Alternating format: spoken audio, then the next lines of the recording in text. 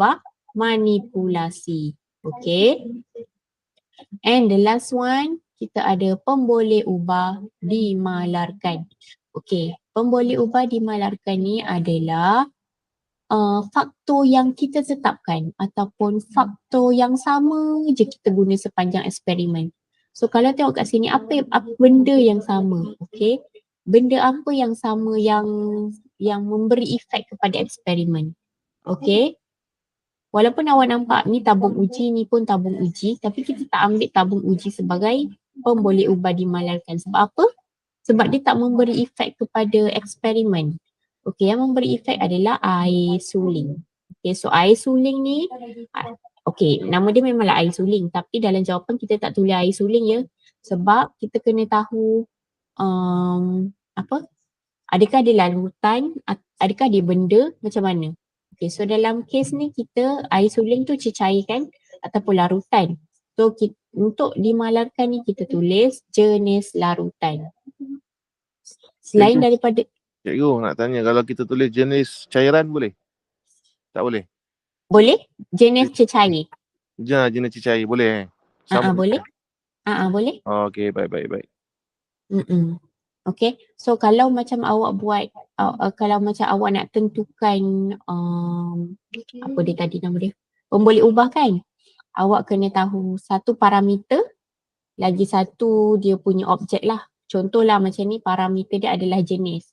Parameter ni boleh bertukar-tukar, sama ada jenis ke, isi padu ke, berat ke, jisim ke, okay. It depends, dia bergantung kepada eksperimen.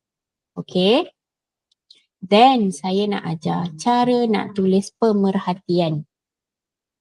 Okay, pemerhatian ni kalaulah contoh soalan dia tanya pemerhatian kan, apakah pemerhatian daripada eksperimen tersebut? So make sure dalam jawapan awak kena tulis, okay, awak kena tulis apa? First awak kena cari, contohlah ni soalan ni kan.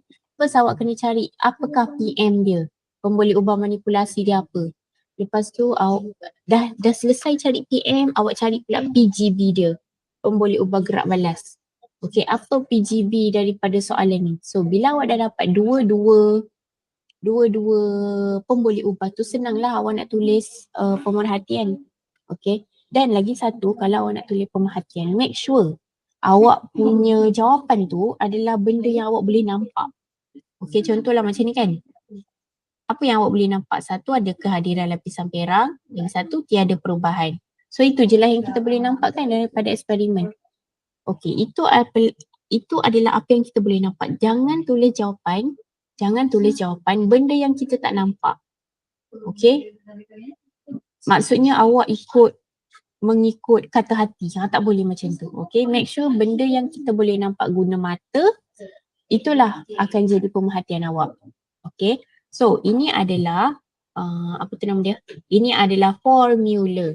Okay, senang kata macam formula lah Ini adalah formula untuk kita tulis pemerhatian. Okay, first awak kena tulis PGB yang awak nampak. Okay, make sure yang nampak guna mata. Lepas tu PM dia, pemboleh ubah manipulasi dia. Berbanding adalah keyword, wajib tulis. Dan PM2. Okay, PM2 kejap lagi saya bagi tahu. Okay, saya cakap tadi pemboleh ubah manipulasi adalah dua jenis yang berbeza kan? Okay, faktor yang berubah-ubah. So, dalam eksperimen ni apa yang berubah? First, kita ada sudu kelulinir karat. Okay, lagi satu kita guna sudu besi. So, sudu ni adalah pemboleh ubah gerak balas pula. Sudu ni adalah pemboleh ubah manipulasi sebab kita pakai dua sudu yang berbeza. So ini akan jadi PM1, ni akan jadi PM2. Ikut awak lah, awak nak jadi ni PM1 ke ni PM2 ke, ikut awak. So contohlah PGB awak lapisan perang hadir. So depend kepada awak punya soalan, lapisan perang hadir, okay. Lapisan perang hadir pada, okay, kalau soalan lapisan perang hadir hanya ada pada sudu besi kan. Okay, so dekat sini adalah sudu besi berbanding sudu kelulinir karat. So kalau nak sedapkan ayat, okay, kehadiran lapisan perang hadir pada sudu besi berbanding sudu nirkarat. Okey, itu adalah version yang pertama. Kalau awak nak buat version yang kedua, okey, tadi kita buat kehadiran kehadiran lapisan perang hadir kan? Sekarang ni saya nak buat kehadiran lapisan perang tidak hadir pada sudu keluli nirkarat berbanding sudu besi. Okay, so macam itulah cara kita nak tulis pemerhatian. Make sure pemerhatian benda yang kita nampak instead of benda yang kita tak nampak. Okay. Okay, next kita akan belajar. Kejap tertinggal. Okay, so next kita akan belajar cara membuat inference.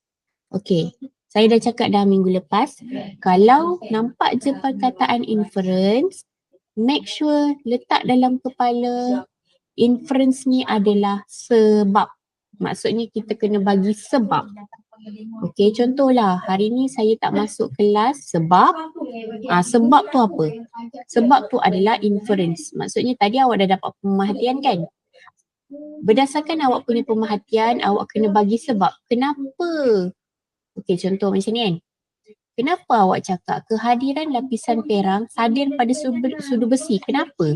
So, itu akan jadi awak punya jawapan dalam inference. Kalau dia tanyalah. Okey. So, contoh kat sini. Lapisan perang hadir pada sudu besi kerana sudu besi ialah logam tulen yang bersifat tidak tahan kakisan. Okey, kalau nak senang, ambil contoh yang ni je. Okay. Berdasarkan awak punya pemerhatian, just tambah kerana and then kita kena bagi sebab yang munasabah lah. Okay, sebab yang munasabah ni nanti kita akan belajar dalam silibus. Nanti kita akan nampak dia sebab dia bergantung kepada kita punya silibus. Okay. Baru kita akan dapat kenapa sebab-sebab yang munasabah tu. Apa sebab-sebab yang munasabah tu. Okay. Next, kita akan belajar cara membuat hipotesis. Okay, kita ada dua cara membuat hipotesis. Okay. Satu adalah cara kita tulis jika maka. Okay. Lagi satu kita ada cara semakin-semakin.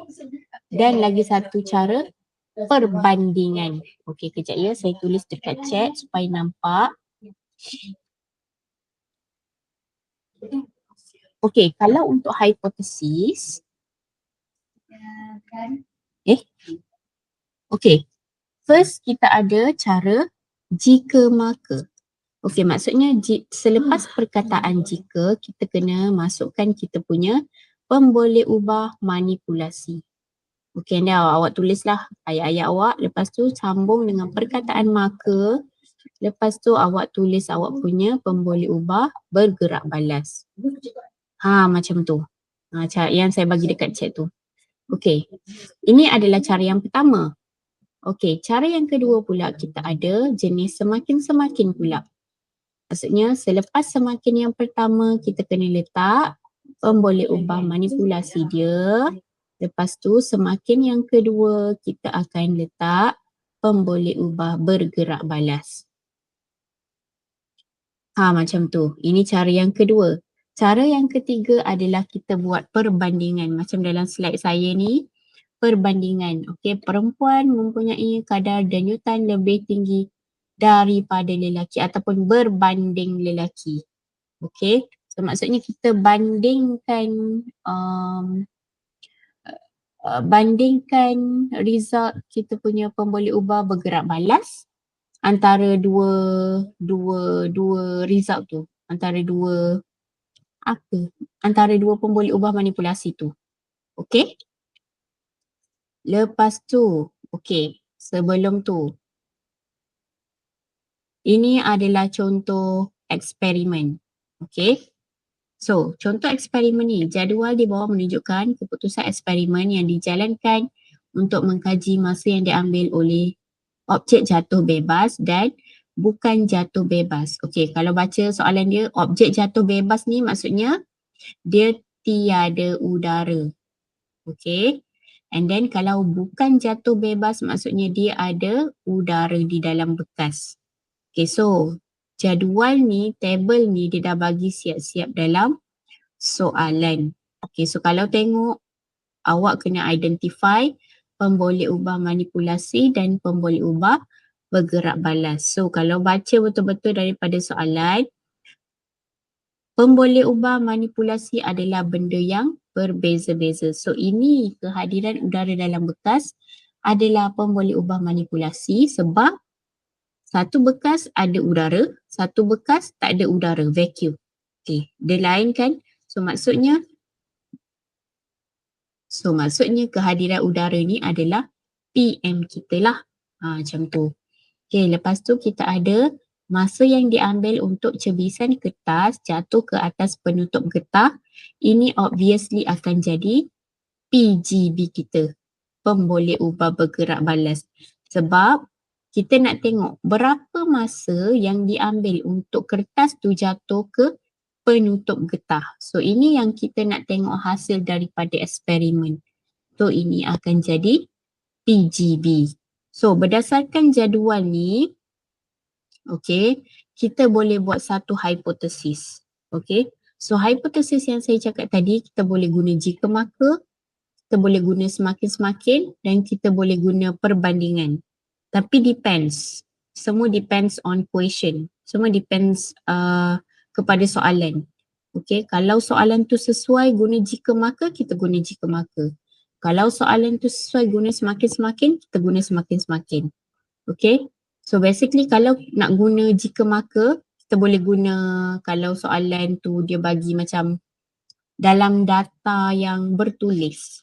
Maksudnya dia tak ada berkaitan dengan nombor. Kalau macam ni kan jadual ni satu ada nombor, satu tak ada nombor. So kita tak sesuai untuk guna semakin-semakin. Sebab kalau nak guna semakin-semakin, make sure dua-dua table ni, dua-dua jadual ni ada nombor. Baru boleh kita guna semakin-semakin. Kalau jika maka, kita boleh guna untuk dalam jadual ni lah. Okay, satu ada digit, satu tak ada digit. Okay, yang tu sesuai untuk jika maka. Alright, so kalau untuk soalan ni, Cikgu, ya, boleh cikgu buat contoh tak yang semakin-semakin tu dengan jika maka tu nak bagi nampak apa gambaran tu? boleh. Kejap lagi ada contoh dia. Oh, okay, Ada. betul. Yang S Okay. tu saat ke cikgu S tu? Betul saat. Oh, okay. Maknanya yang ada udara 5 saat, yang tak ada udara 3 saat. Betul. Oh, lagi cepat yang tak ada udara Betul. Okay, baik. Faham. Alright. So contoh kalau macam ni kan, kita sesuai untuk guna jika maka. Okay. Contoh jawapan untuk hipotesis adalah, okay, jika ada kehadiran udara dalam bekas, maka masa yang diambil untuk cebisan kertas jatuh ke atas penutup getah lebih lama. Okay, so kalau boleh compare, ni 5 saat, ni 3 saat. So 5 saat lagi lama kan? Okay, so that's why saya cakap masa yang diambil untuk cebisan kertas jatuh ke atas penutup getah ini lebih lama. Okay, ini satu version. Lagi satu version, kalau awak nak tulis yang tak ada udara pula kan? Jika tiada kehadiran udara dalam bekas, maka masa yang diambil untuk cebisan kertas jatuh ke atas penutup getah lebih cepat. Okay. So untuk jadual ni sesuai untuk guna jika maka. Sebab kita ada satu kat sini digit, lagi satu ni just statement. Kalau dua-dua ada nombor, kita boleh guna semakin-semakin. Okay. Ataupun awak boleh juga buat perbandingan. Okay, ni kalau contoh perbandingan lah. Okay, kalau nak buat perbandingan, formula dia yang first ni tadi kena tulis PGB. So PGB kita adalah masa yang diambil untuk cebisan kertas jatuh ke atas penutup getah lebih lama ataupun lebih singkat lah lebih singkat berbanding